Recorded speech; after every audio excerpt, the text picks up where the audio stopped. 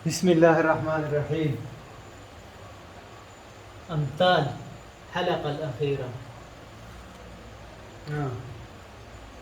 هذه تا تي مثل تي مثل تا بالعربي تا تا هكذا تا هاي تا تا تا, تا. طول فيوسترغا مغورا طول فيوسترغا مغورا يعني لا تنظر لكل بنفس النظرة. كل الناس ليس مثل بعض، يعني لو يكون من نفس المحافظة، من نفس الوطن، من نفس القوم، لكن لا تقول كلهم سيئون. وفي نفسه أيضا زرتولو تبيونا زرقورم. كما واحد مثلا يقول أنت تظلم مثلا تلاميذك أو إخواتك الصغار، تقول له أنا أنظر لكلهم في نظرة واحدة، يعني لا أفرق بينهم. طول تبيونا زرقورم. إذا أحد قال لك طول بيونا زر مقورة في موضوع هكذا، عندما واحد يتحدث عن موضوع، الآخرين يقول فلان قوم هذا ليس جيد، أو فلانيين، أو شعب فلان بلد ليس جيدين، أو ليس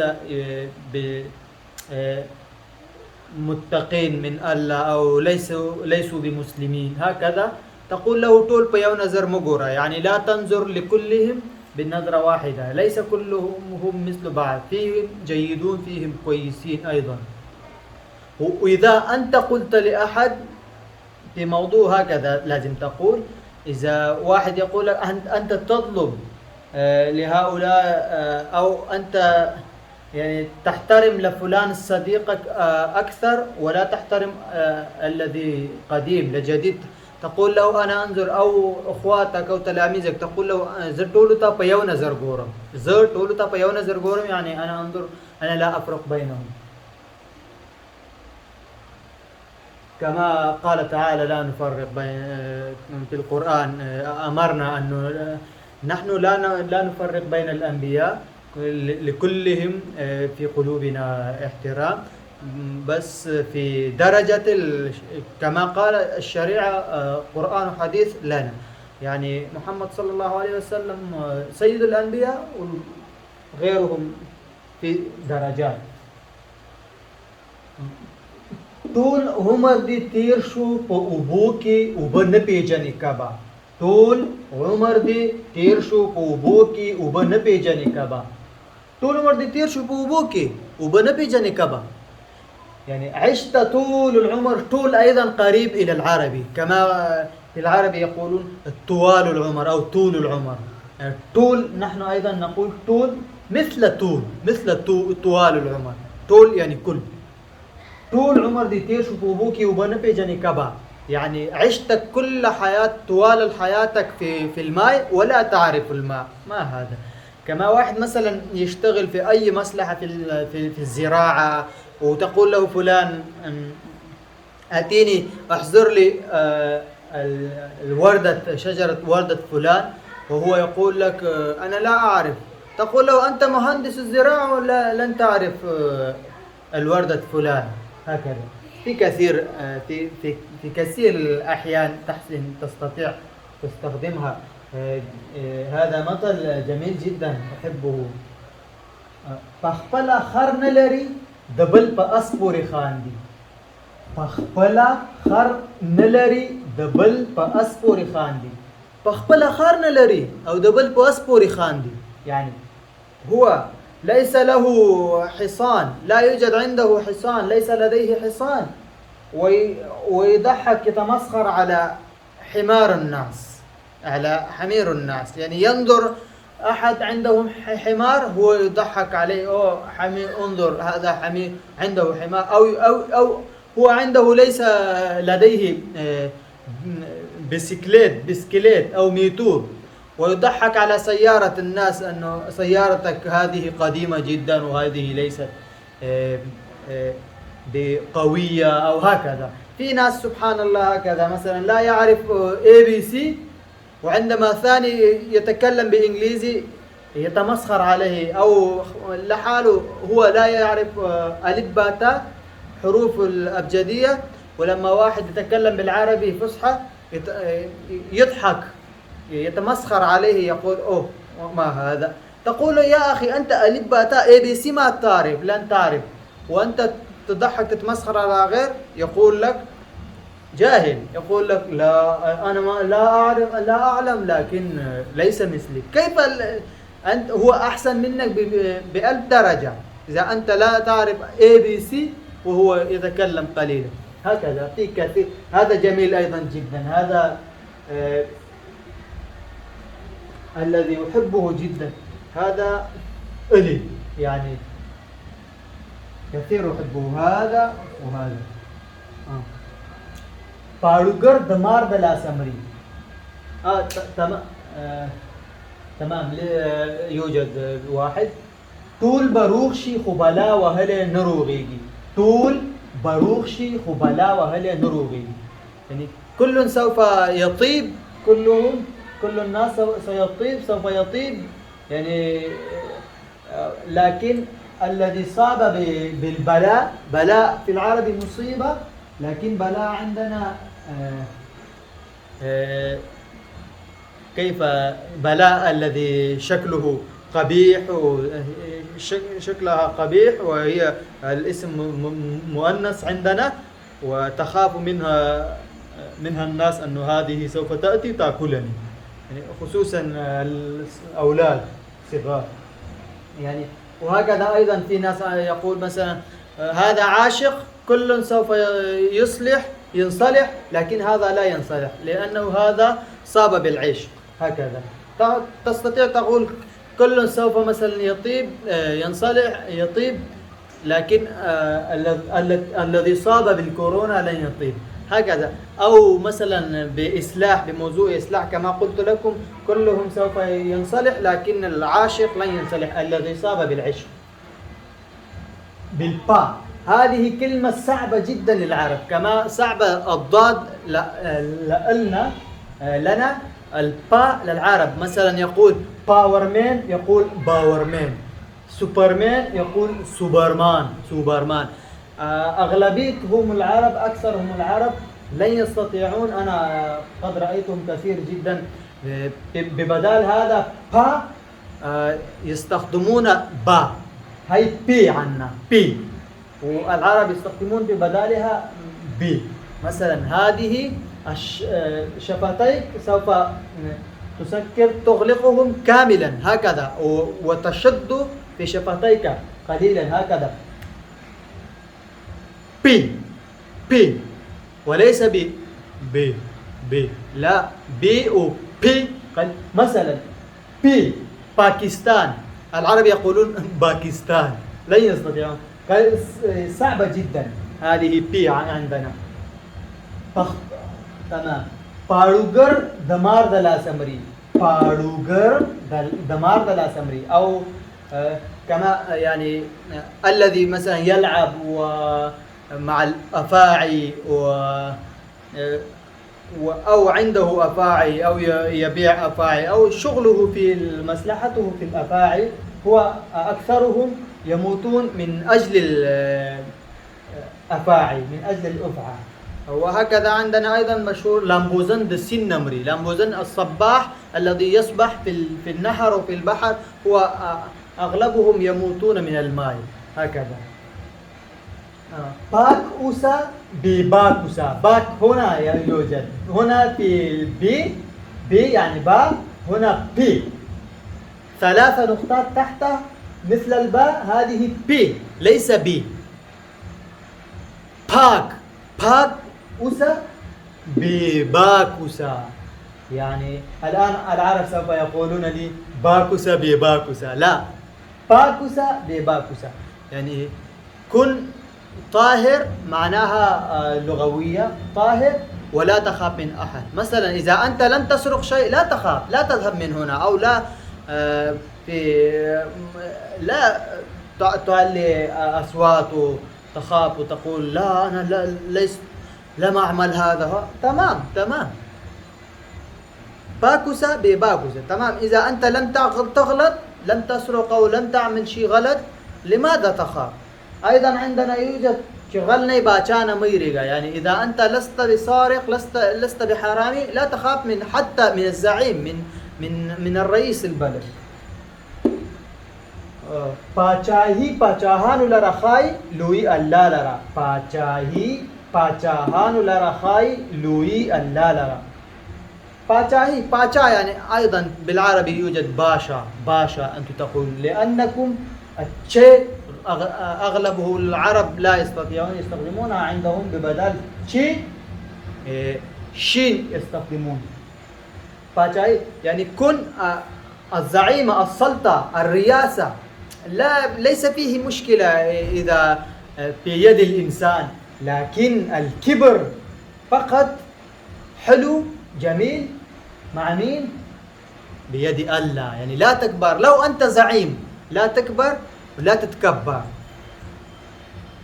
بالزي هذه مثل الزاء بالعربي، مثل الزاء، لكن هذه كلمة خاصة في البشتو، للبشتو. عندنا يوجد الزاء تبع العربي أيضا، هذه أيضا، لكن لا نسميها زاء، نقولون العرب يسمونها زاي، نقولون نحن زي، وهذه أيضا زي بالزي. زان تغورا بالبرينيسا، زان تغورا بالبرينيسا، زان تغورا بالبرينيسا، يعني انظر إلى نفسك ثم امسك هذا، لا بس وليس فقط بالشك، تقول أنا أشك بهذا الشخص، يمكن هو فعل هذا فعل أو سرق هذا أو عمل هذا العمل الغلط، أنا سوف أمسكه أو أسلمه إلى البوليس، هذا لأنه أنا لا أظنه إنه رجل جيد. لماذا أنت هكذا فقط ظن السوء؟ أنت زان تغورا، يعني إذا أنت لن تفكر حالك رجل غلط، رجل سوء، كيف أنت تفكر هو تظن أنه هو سوء إذا عندك لا يوجد عندك شواهد؟ لا يجوز. يعني زان تغورا، انظر إلى نفسك ثم امسك الثاني.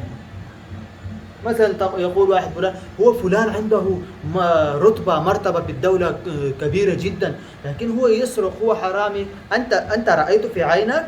يا أخي، إذا أنت شخص عادي، أنت لن تسرق، أنت لن تعمل هذا فعل غلط، لن تحبه لنفسك، كيف تحكم على ثاني؟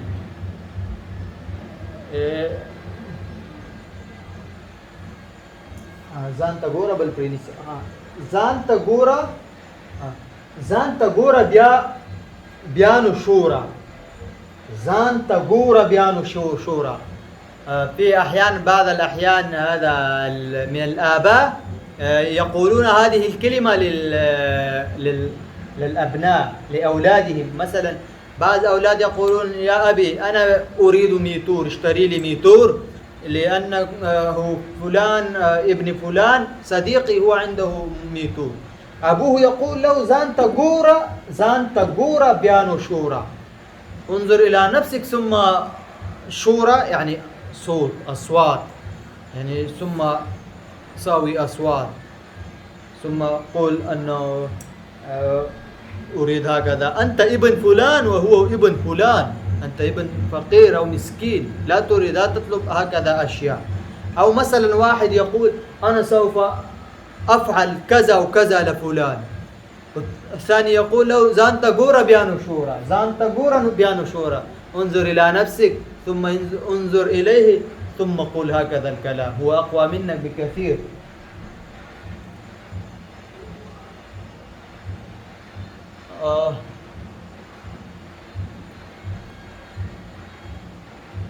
زان ساتل فرض دي، أنه دفاع عن النفس فرض.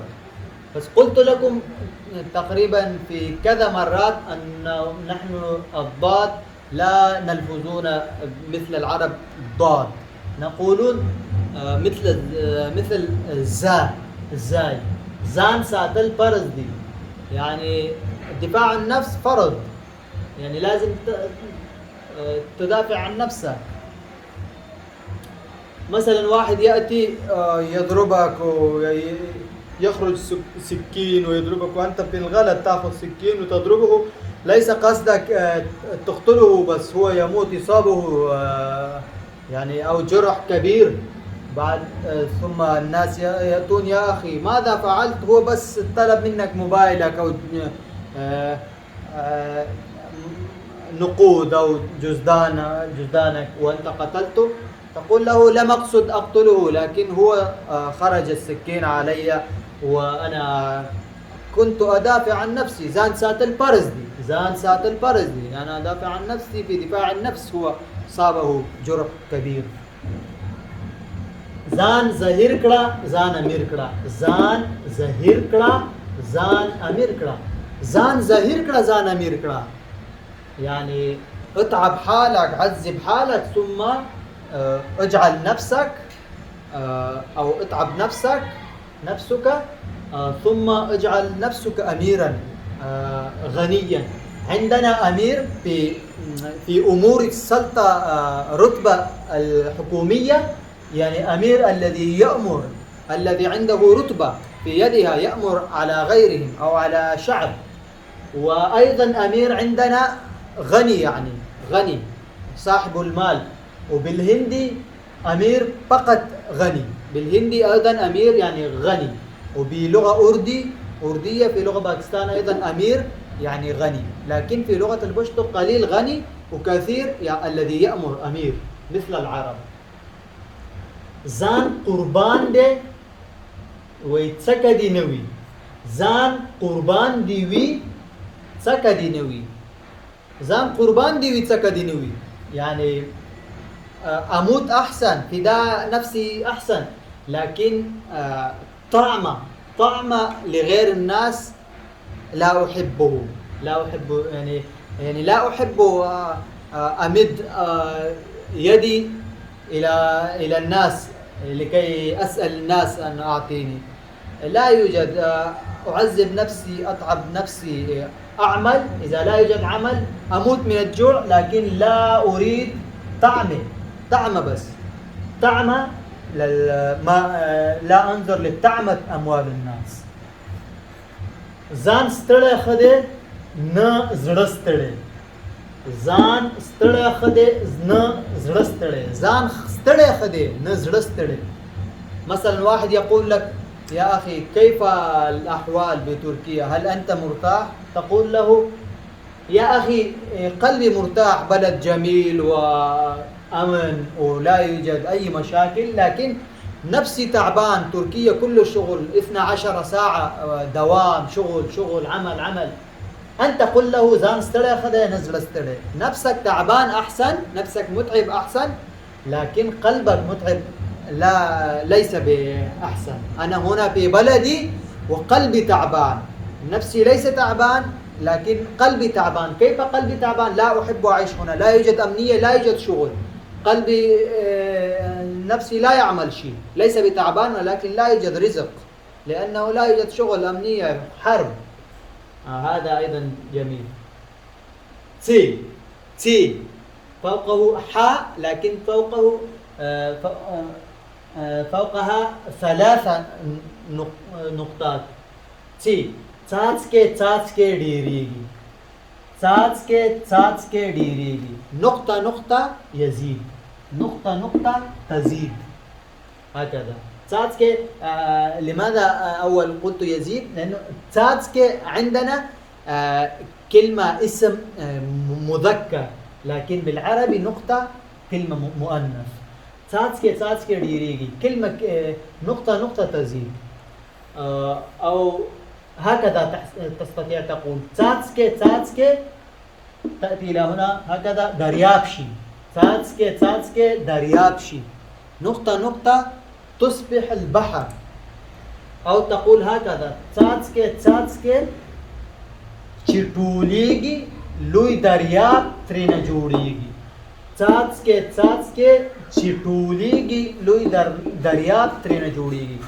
عندما تجتمع نقطة تصبح بحر كبير. هذا أيضا جميل جدا. مثلا واحد إذا أحد يقول لا أخي كنا بس كلمة هو كان يكلم كلمة أنا أحكي، وهكذا صار حرب بيناتنا كبير، يعني أصبحنا أعداء بعض. أنت تقول له هكذا، نعم لا يجوز، هو يكلم كلمتين زيادة لا بأس، أنت أسكت. أو هكذا واحد يعمل يقول يا أخي عملي ليس مربح يعني كثير جدا، لأنني كل اليوم 15 ليرات 50 ليرات أربح. أنت قل له تاسكي ديري إن شاء الله، يعني نقطة تزيد إن شاء الله. هذا مثل في موضوع الأميد، في موضوع الأمل. جميل يعني.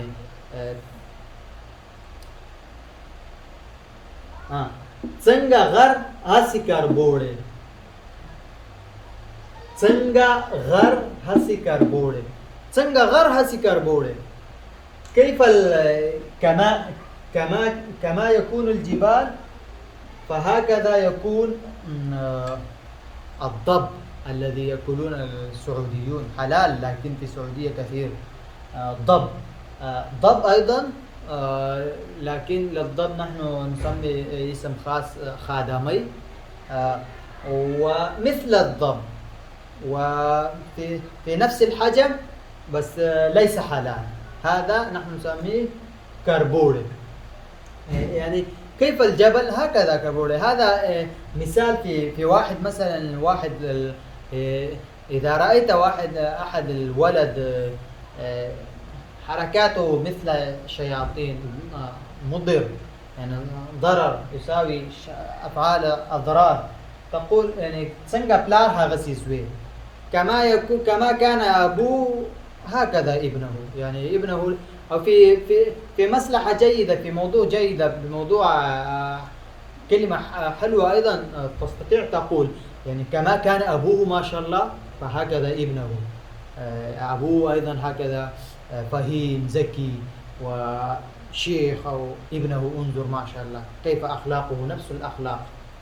څنګه سوال هسي جواب، نفس المعنى، لكن څنګه سوال هسي جواب. كما يكون السؤال فهكذا ستجد الجواب. يعني لا تغلط على الناس، لا يغلط عليك، لا تغلط على أبوه سيء الناس. يعني إذا أحد أبوه سوء وأنت تغلط تذكره في الشر، هو سوف يذكر أبوك الذي مشهور جيد في الشر وليس بالخير. څنګه سؤال هغه جواب. أو كما تسأل الناس هكذا سوف يجيبون، يعطونك يجيبونك الجواب. لكن نحن نلفظ سؤال، هذه الكلمة اسم كلمة قريبة للعربي سؤال، لكن هكذا نقول سؤال. العرب يقولون سؤال العرب. أما بالأردي باكستاني سوال باكستاني. الأفغان بشتو سوال. عرب سؤال. ستورة تيروا بولا أنا زړه چاړه تيرا. كما أنا في الأفغانيين، في أفغانية اللغة بلشتو الأصلية أنا يعني الأم، وبعض الناس يقولون في أطراف للجدة أيضا للنانا أنا. كما الأتراك يقولون أني يعني أم. أنا زړه چاړه تيرا. قليلا شوية الأم، المامة ختيارة عجوزة، وشوية السكين جديدة حادة انقطعت مثلا. أو ستورة تيروا أبي ورستوا. شوية الصيف حادة مثلا، جديدة قوية كانت حادة كثير.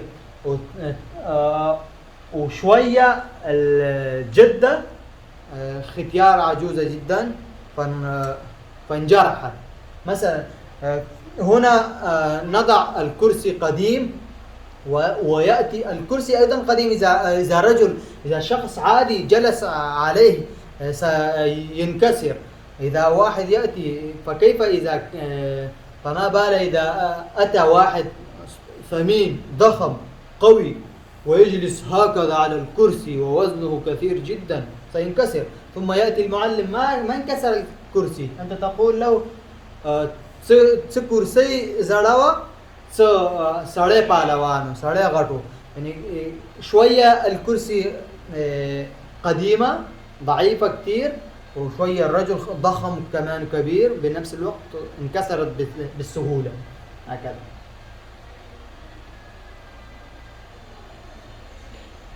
چا د مور په نس کې ندی زده کړی، چا د مور په نس کې ندی زده کړی، چا د مور په نس کې ندی زده کړی. ما شاء الله هكذا. يعني وإذا أحد يشتري سيارة لابنه ولا يعلم كيف يسوقها،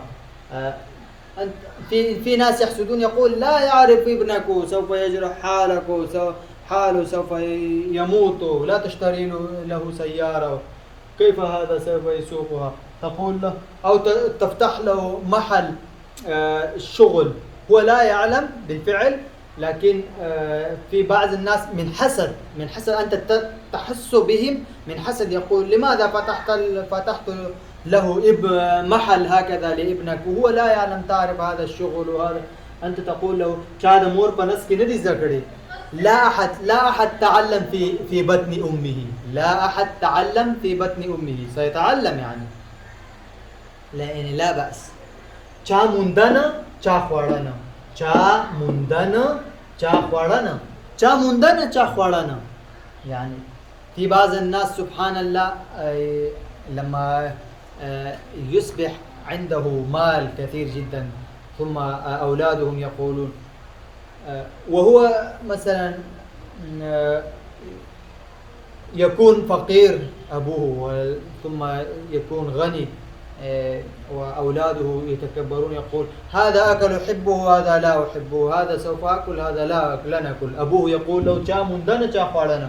سبحان الله في بعض الناس لا يجدون لقمة، وفي بعض الناس في أمامهم كثير أنواع من الأكل ويقول هذا لا أحبه هذا هكذا هذا هكذا. جا مندنا جا خوارنا. لا يجدون في ناس بالدنيا لا يجدون اللقمة وأنت لن تأكل، تقول هذا لا أكل هذا ليس طيب وهكذا وكذا. في هذا بموضوع الكبر، يعني الكبر على الرزق. تقول له قصير. هذا أيضا حبيته جدا أنا. چا ویلی لاپی هغه تل پلاری پاتی، چا ویلی لاپی هغه تل پلاری پاتی، چا ویلی لاپی هغه تل پلاری پاتی. يعني الذي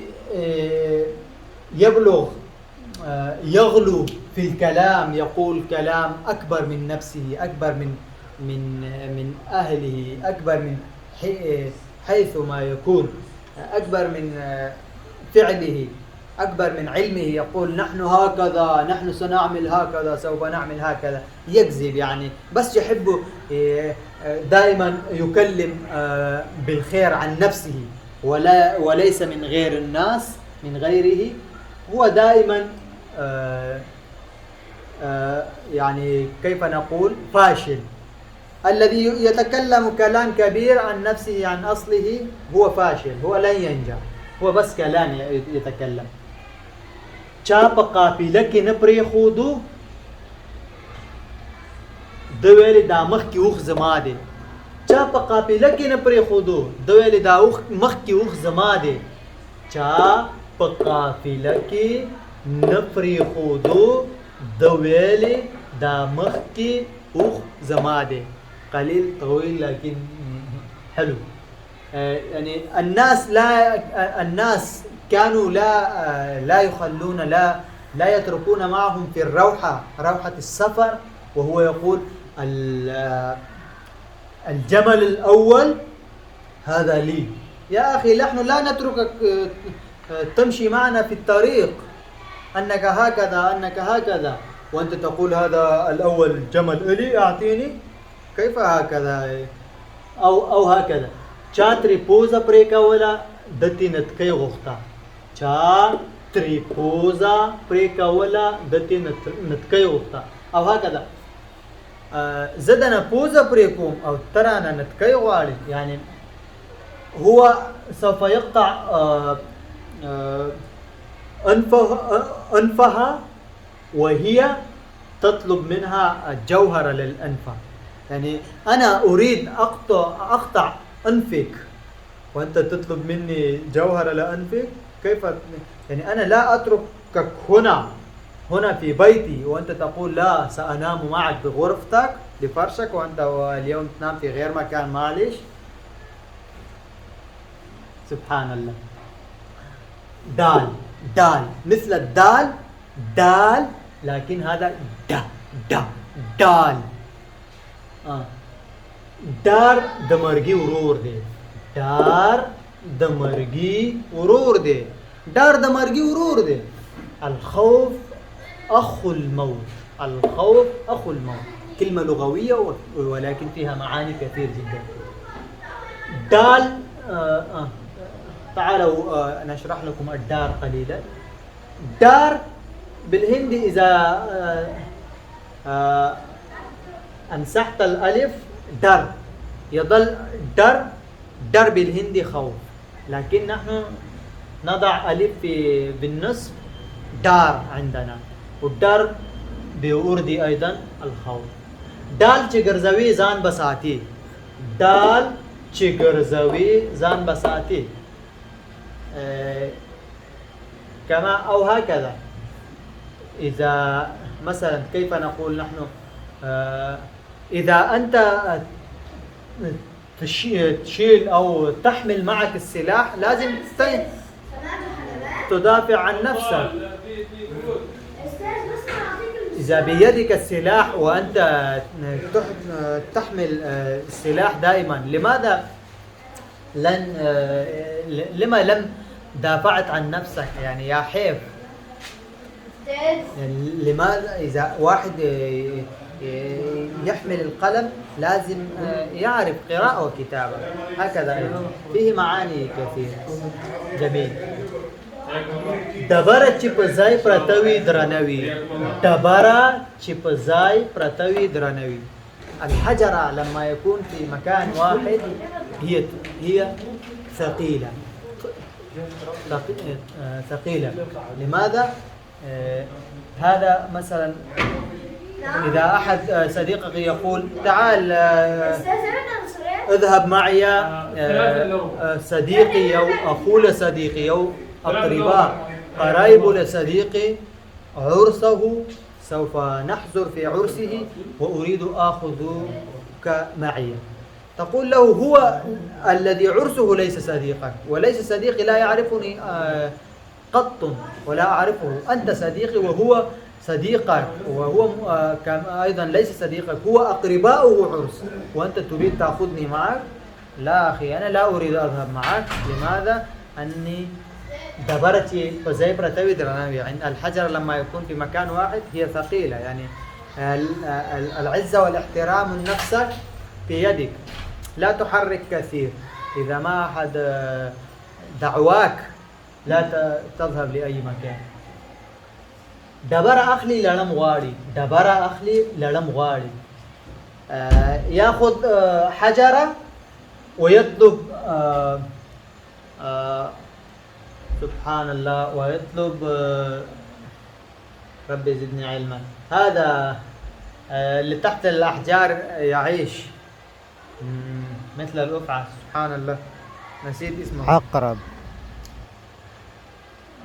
سبحان الله. في ناس هكذا مثلا يأتي لعندك يقول لك أعطيني شاحنة قليل، ويأخذ معه أيضا موبايلا. يا أخي أنت في الأول أتيت من أجل بس الشاحن، والآن تأخذ معك موبايل. هذا في ناس يكلم شيء صغير لما ترضى هو، ثم لا يرضى بالشيء الذي طلبه منك، لا يرضى، يزعل، يحزن، يقول لما لا تعطيني هذا، ويطلب. قل له يا أخي أنت ألست أتيت، ألم تأتي أولا وقلت لي أنا أريد هذا الشيء لوقت قليل، والآن تكتب هذا أيضا، أنت لم تأتي. دبر أخلي لرمضان لي مثل بالشكل را هكذا، لي لي لا لا لي لاندتا شپا او تیارا یو دی، لاندتا شپا او تیارا یو دی. للأعمى الليل والليل والنهار نفس الشيء. لاند أيضا نقول للأعمى، ولند أيضا، لند لاند نفس الشيء. لكن لاند أحيانا للجمع، ولند مفرد دائما مفرد، ولاند أحيانا جمع وأحيانا مفرد، لكن لند يعني أعمى دائما مفرد. لنت مغڑیگا کنوتا ڈول موها، أو لندوتا مغڑیگا کنوتا ڈول موها. للأعمى للأعمى مثلا هنا جمع، لندو يعني جمع. للأعمى لا تصرخ، أيام الأعمى أمام الأعمى لا تصرخ، هو لا يراك. وأمام يعني لا تضرب أو لا تشغل أي شيء موسيقي في دول، في آلة موسيقية في مثلا هكذا، ومن طرفين في العصا الذي يضربون الناس ويخرج منها الصوت. يعني مثاله يعني لا تكلم، لا تنصح الجاهل، لا تنصح الجاهل ولا تطلب من مجهول.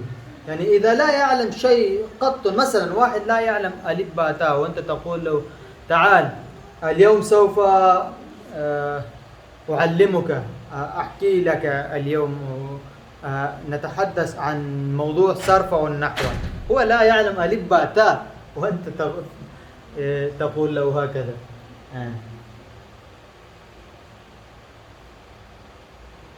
لند پڑیوات سکوی، لند پڑیوات سکوی.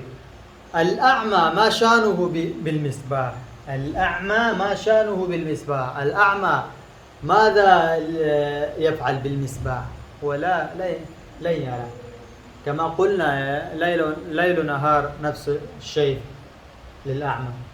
لند خزپ الله پریخیدا، لند خزپ الله پریخیدا، هذا يعني معناها لغوية. الأعمى ترك امرأته لله. كيف لله؟ الله سوف يرى. لكن هذا في وقت العصب، في وقت الغضب، الناس يقولون على واحد مثلا، واحد في بيته لا يوجد شيء، وهو من جديد زوج، ولا يوجد أيضا عنده أولاد كبار، وهو يسافر للمدة طويلة ويترك امرأته في البيت.